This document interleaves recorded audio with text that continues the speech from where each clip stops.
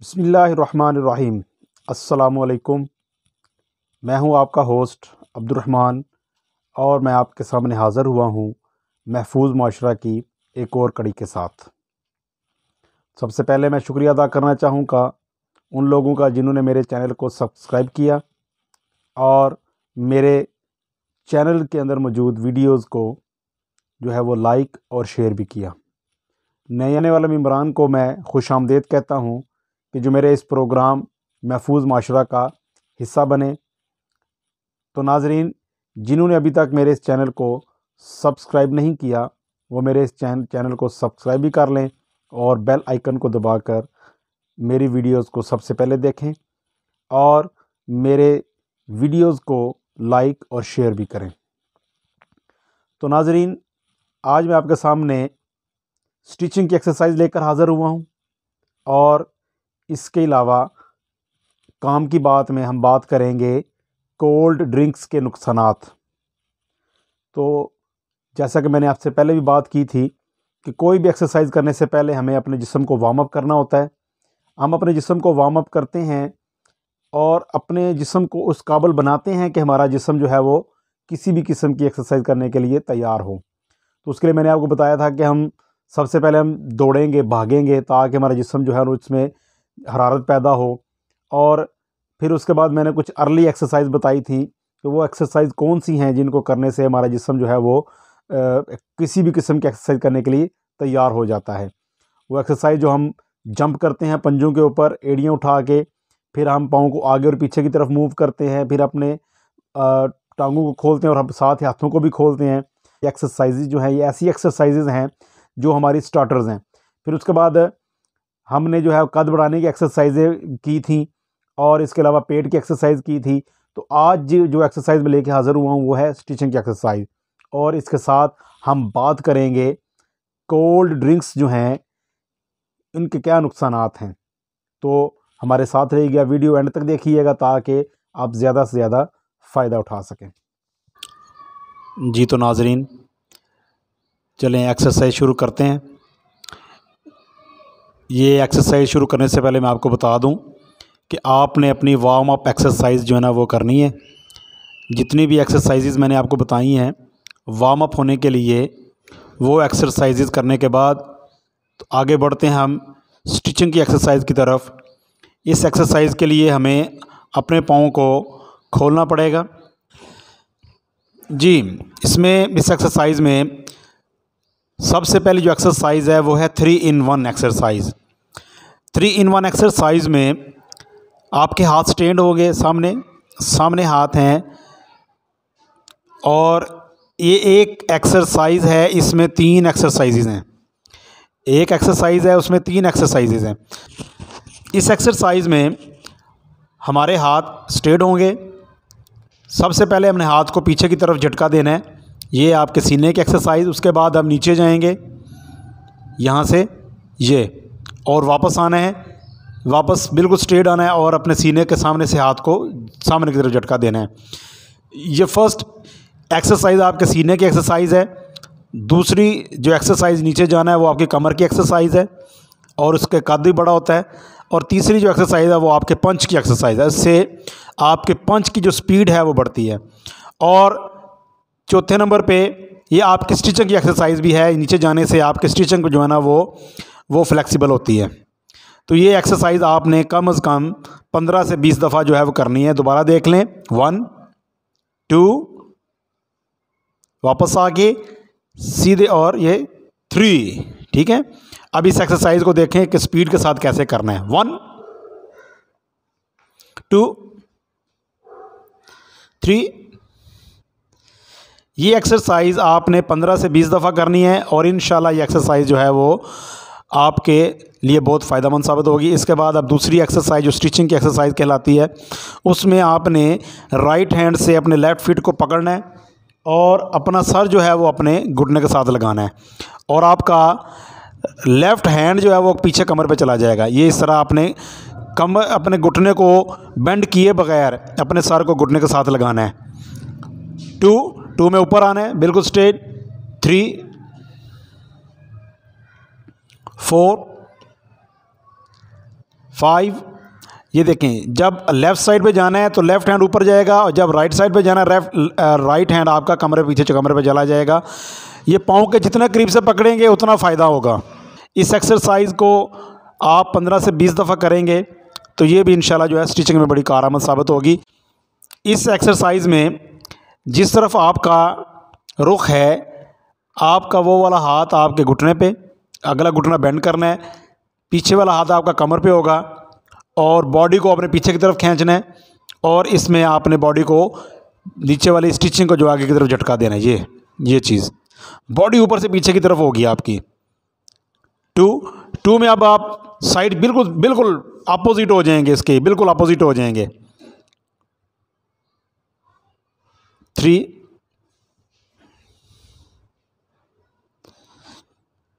4। इस चीज़ का ख्याल रखिएगा कि आपका पिछला घुटना बेंड ना हो, आगे वाला घुटना बेंड होना चाहिए, पिछला घुटना बेंड नहीं हो, और नज़र आपकी स्ट्रेट होनी चाहिए। बॉडी को पीछे की तरफ गिराना है, आपने पीछे की तरफ गिराना है और इसको झटका देना है। जी स्टॉप। नाज़रीन, ये एक्सरसाइज भी आपने 15 से 20 दफ़ा करनी है और इंशाल्लाह स्टिचिंग में बड़ा फ़ायदा होगा। अब जो एक्सरसाइज हम करने लगे हैं वो 2 in 1 है। एक तो आपकी स्टिचिंग की एक्सरसाइज है, और दूसरे नंबर पे ये आपके कमर की एक्सरसाइज है। इस एक्सरसाइज के करने से आपके कमर के जितने भी दर्द हैं वो इंशाल्लाह दूर होंगे, और ये वैसे भी बहुत ही मशहूर एक्सरसाइज है। इसको हमारी ज़ुबान में क्रॉस एक्सरसाइज कहते हैं। क्रॉस एक्सरसाइज के लिए सबसे पहले आपको अपनी बॉडी को नीचे लेके जाना पड़ेगा, और आपने अपने राइट हैंड को लेफ़्ट फिट के साथ लगाना है, और लेफ़्ट हैंड को राइट फिट के साथ लगाना है बारी बारी। जब आपका राइट हैंड लेफ़्ट फिट को लग रहा होगा, आपका लेफ़्ट हैंड पीछे चला जाएगा कमर पे। इसी तरह जब आपका लेफ़्ट हैंड राइट फिट को लग रहा होगा तो आपका राइट हैंड पीछे चला जाएगा कमर पे। जी झिझक। ये देखें जी, ये बहुत ही यूज़फुल एक्सरसाइज है। एक तो स्टिचिंग की एक्सरसाइज है, दूसरे नंबर आपकी कमर की एक्सरसाइज है। इससे आपकी कमर जो है रिलैक्स होगी। और इस बात का ख्याल रखिएगा कि आपने अपनी ये जो आपकी बॉडी ऊपर वाला अपर बॉडी है, इसको आपने स्ट्रेट रखना है, इसको आपने नहीं हिलाना, जस्ट आपके बाजू हरकत करेंगे। ये एक्सरसाइज बहुत ही कारआमद है, यूज़फुल है। इस एक्सरसाइज को भी आप करेंगे तो बहुत ही फ़ायदा होगा। तो ये एक्सरसाइज कम से कम आपने 15 से 20 सेकंड तक करनी है, ताकि इसका जो है ना वो ज़्यादा से ज़्यादा हमें फ़ायदा हो सके। जी तो नाज़रीन, अब हम आते हैं गेम की तरफ। हमारी जो गेम है इसका नाम है ताइक्वांडो, और ये 208 ममालिक में खेली जाती है। Commonwealth games, Olympics, women games, national games में इस हमारी गेम को शामिल किया गया है। ताइक्वांडो एक बहुत सेफ़ गेम है, और इसका शुमार जो है वो दुनिया की मशहूर तरीन कराटे गेम में होता है। ये मार्शल आर्ट की बहुत ही खूबसूरत किस्म है। इंशाल्लाह अब आप इसके बाकायदा तौर पर स्टूडेंट हैं, जो आप सीखते जाएंगे आपको इंशाल्लाह जो है वो मज़ा आता जाएगा।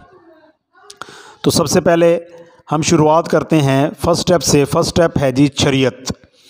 जैसा कि हम असम्बली में खड़े होते हैं तो उसमें वहाँ पर अटेंशन खड़े होते हैं, उसमें एड़ियाँ पीछे से मिली होती हैं, आगे से पाँव थोड़े से खुले होते हैं। एड़ियाँ पीछे से मिली होती हैं, आगे से पाँव थोड़े से खुले होते हैं, और आपके हाथ जो हैं वो आपके बॉडी के साथ, और सीना बाहर की तरफ सामने बिल्कुल स्ट्रेट। शरीयत। ये आपने पीछे से एड़ियाँ उठानी है, हाथ आपके ऊपर की तरफ जाएंगे और वापस आके ज़ोर के आपकी बॉडी के साथ टच करेंगे और आवाज़ आएगी शरीयत। ये चीज़ दोबारा देख लें, शरीयत। ये चीज़ ये है अटेंशन, जिसको इंग्लिश में अटेंशन कहते हैं, हमारी कोरियन ज़बान में इसको शरीयत कहते हैं। उसके बाद सलाम करना होता है। सलाम करने से मुराद है कि हम किसी के पास जाते हैं तो सबसे पहले गुफ्तगू से पहले हम उसका हाय हेलो करते हैं, अस्सलाम वालेकुम। हम मुसलमान हैं तो हम अस्सलाम वालेकुम कहते हैं। सलाम जब हम वैसे क्लब में आएंगे या वैसे जो एक दूसरे के सामने आएंगे तो सलाम करेंगे, लेकिन जब हम गेम शुरू करेंगे तो गेम में सलाम जो है उनका मैं बता दूं आपको मैंने खिंगने बोलना है और आपने अपने हाथ को ऊपर लेके जाना है और ताई और वापस आते हुए कवान। खिंगने खिंगने। ये देखें, जब हाथ ऊपर की तरफ जाएगा तो आवाज़ आएगी ताई, और जब वापस की तरफ वापस आएगा तो कवान। ताई ताई और वापसी पे कवान। हाँ जी, ताई, ये ताई जाते हुए ताई और वापसी पे कवान। ताई कवान, ताई ताई कवान, ताई कवान। ये देखें, जब हाथ ऊपर की तरफ जा रहा होगा तो ताई, नीचे की तरफ कवान, ऊपर की तरफ जाएगा तो ताई और कवान। दोबारा देख लें, ताई कवान। ठीक है, ये हमारा सलाम है। उसके बाद कोई भी चीज़ करने के लिए हम तैयार होते हैं, अपनी पोजीशन लेते हैं, तो हमारी पोजीशन का नाम है छुम्बी। अब छुम्बी में आने के लिए हमें क्या करना पड़ेगा, लेफ़्ट फुट को आपने उठाना है और 1 फुट के फासले के बराबर रख देना है। ये अब दोनों पाँव के दरमियान 1 पाँव का फासला, 1 पाँव का फासला जो है वो बन गया। अब हाथ जो है हमारे नीचे की तरफ से, हमारे बेल्ट के नीचे से शुरू होंगे और हमारे ऊपर आएंगे सीने की तरफ। यहाँ पे पहुँच के हमारा पंच बनेगा और इस पंच को हम नीचे लाएंगे और लाकर अपनी बॉडी की सीध में, अपने पेट की सीध में जो है वो इसको रख लेंगे। इसका नाम है छुम्बी, इसका नाम है छुम्बी। तो ये छुम्बी है। छुम्बी के बाद जो है वो आगे जिस्म जुसागी है। जिस्म जुसागी के बाद हमारे पंच हैं जिसको हम जर्गी कहते हैं। उसके बाद माकीज़ हैं जिसको हम ब्लॉकिंग कहते हैं। उसके बाद हमारी किक्स आएंगी बाद में। किक्स के बाद जो है वो इंशाल्लाह काते भी करेंगे और बाकी गेम भी करेंगे। तो अभी तक के आपका ये सबक जो है वो यही है कि आपने शरीयत, खिंगने और छुम्बी जो है वो याद करनी है। दोबारा देख लें, शरीयत, खिंगने, छुम्बी। इसको आपने स्लो मोशन में देखना है, और वैसे पीछे भी मैंने आपको एक एक चीज़ की वजाहत की है।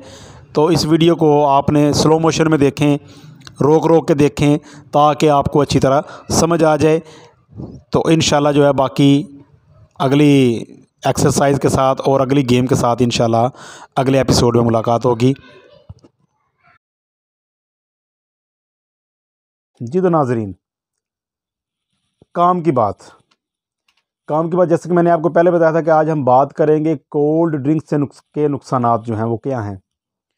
कोल्ड ड्रिंक्स किस लिए बनाए गए हैं और हम लोग जो हैं उनका कैसे इस्तेमाल करते हैं। जैसा कि मैंने पहली वीडियो में आपको बताया था कि ठंडा पानी जो है, ठंडा पानी वो किस तरह जो है हमारे मैदे को नुकसान पहुंचाता है, और इसी तरह कोल्ड ड्रिंक्स जो हैं वो हमारे मैदे पर किस तरह जो है वो असरअंदाज होती हैं। मैं आपको बताता चलूँ कि तबखीर जो है वो, तबखीर क्या चीज़ है। तबखीर जो है वो है कि पेट के अंदर हमारे हवा बन जाती है। वो हवा जो है वो क्यों बनती है, गूंदा गूंदा हुआ आटा अगर पड़ा रहे, 2 दिन पड़ा रहे, तो क्या होता है, उसके अंदर एक उसकी हालत तब्दील हो जाती है। वो हालत क्या, उसको वो खमीरा आटा होगा, उसका वो खट्टा खट्टा, उसका खट्टापन आ जाता है, उसका कड़वापन आ जाता है। और अगर एक सालन आपने पकाया है और सालन जो है वो फ्रिज के बाहर रख दिया, आप फ्रिज में रखना भूल गए हैं, 2 दिन बाद वो सालन देखेंगे उसके अंदर से भी जो है वो एक उबाल सा पैदा हो जाता है और चखने पर वो भी खट्टा मालूम होता है। तो ये बर्तन आप जो है ये समझ लें कि ये आपका मैदा है, और उसके अंदर मौजूद जो खाना है जो आपने खाया है वो अगर सही तरह हज़म नहीं होगा तो वो जो है वो एक खट्टापन जो है वो पैदा करेगा और वो उबाल पैदा करेगा। वो उस उबाल और खट्टापन की वजह से आपके पेट के अंदर जो है वो तबखीर पैदा होती है, हवा पैदा होती है। ये हवा जो है ये क्यों पैदा होती है, क्योंकि आपके मैदे ने वो सही काम नहीं किया। अब मैदा क्यों ख़राब हुआ, मैदा ख़राब जो होता है वो होता है कोल्ड ड्रिंक्स की वजह से। अल्लाह ताला ने मैदे को एक बहुत ही काम की मशीनरी बनाया है। ये एक ऐसी मशीनरी है जो आपके हर खाने को हज़म करते हैं। मैदे के अंदर अल्लाह ताला ने ऐसे कांटे पैदा किए हैं जो आपकी हर किस्म की खुराक को जो है वो हज़म कर देते हैं। अब आपने जो कोल्ड ड्रिंक्स पी हैं, जो कोल्ड ड्रिंक्स जो आपने पी हैं, वो पेप्सी है, वो कोका कोला है, वो ड्यू है, वो फांटा है, वो मिरिंडा है, कोई भी नई जनरेशन जो है स्टिंग बड़े शौक से पीती है।